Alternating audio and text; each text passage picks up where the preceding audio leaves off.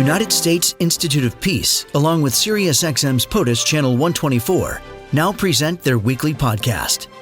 Let's talk with Dr. Andrew Scobell, who is a distinguished fellow with the China program at the U.S. Institute of Peace. Good morning to you. How are you?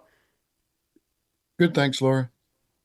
I know there has been a lot happening over the weekend and frankly throughout the last couple weeks in terms of the new administration, with the conversations of what it would be like in terms of the relationship between China and the United States under a second Trump administration. What is your expectation for the relationship between the two nations? Continued stormy weather. I think the tendency is to expect that there'll be perhaps a significant change in our China policy with a new administration coming in, especially with a leader as sort of unconventional as Donald Trump. But I think we'll actually see more continuity than change, and so an increasing a continuation of a tense relationship between Washington and Beijing. There's an interesting piece about, I think the phrase was, neither war nor peace, the China challenge of now. What is the challenge? Well, I wrote that, and I argue that while we shouldn't, we need to prepare for the possible eventuality of a war with China. We need to make sure if and when we fight China that the U.S. is ready.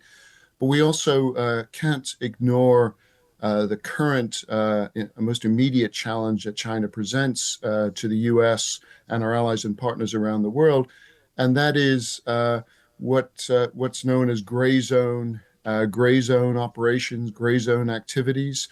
So there's two definitions, two understandings of what gray zone means. One sort of more narrowly focused on the use of military force, paramilitary force, below the threshold of outright conflict to coerce and intimidate other countries. A more broader definition of gray zone includes things like economic coercion, political influence operations, meddling in disinformation, misinformation, meddling in elections, etc. So I think that we know the Chinese are doing that on a day-to-day basis all around the world. In terms of the relationship, I mean, obviously there's trade issues to consider. There's the power dynamics at play. There's also the idea of diplomacy and how receptive each nation is going to be in terms of listening to one another, but also being able to be in any way influenced by the other. How do you see the power dynamic between China and the United States today? In a sense, it's a confrontation between powers that are actually, I wouldn't say China is a peer competitor, but it's a near peer. Economically, militarily, not the gap is closing between the U.S. and China. But as you mentioned the piece, neither war nor peace, that I published a week or so ago.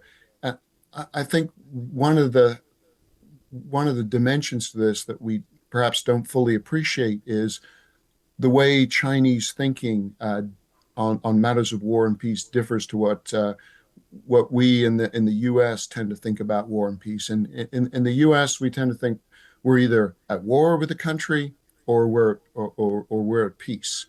In Chinese communist thinking, and after all, we're talking about a communist party ruled China. They think about war and peace as being on a continuum.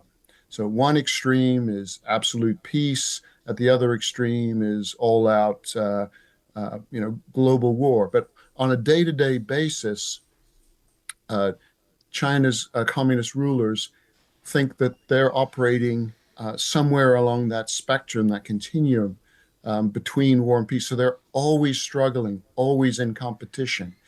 And that's something in the United States that we don't tend to fully appreciate. And I think we're not, mentally comfortable in that space, and yet China is. What about the issue with Taiwan? What would peaceful reunification with Taiwan really mean?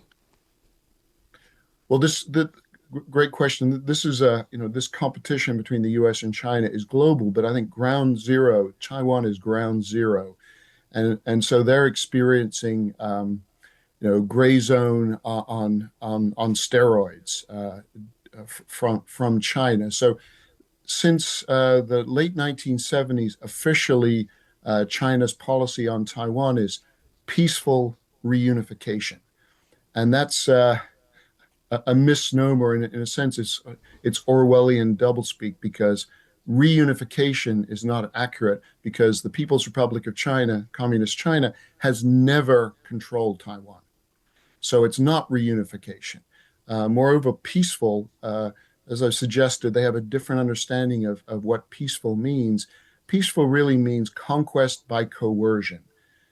So peaceful really means short of actual military conflict, but using elevated gray zone activity to intimidate and message Taiwan that resistance is futile. Really fascinating. I'm so glad that you stopped by the program today. Thank you so much. Dr. Andrew Scobell, Distinguished Fellow with the China Program at the U.S. Institute of Peace. Have a great day. Thank you, Laura. This podcast has been brought to you by the United States Institute of Peace and SiriusXM's POTUS, Channel 124.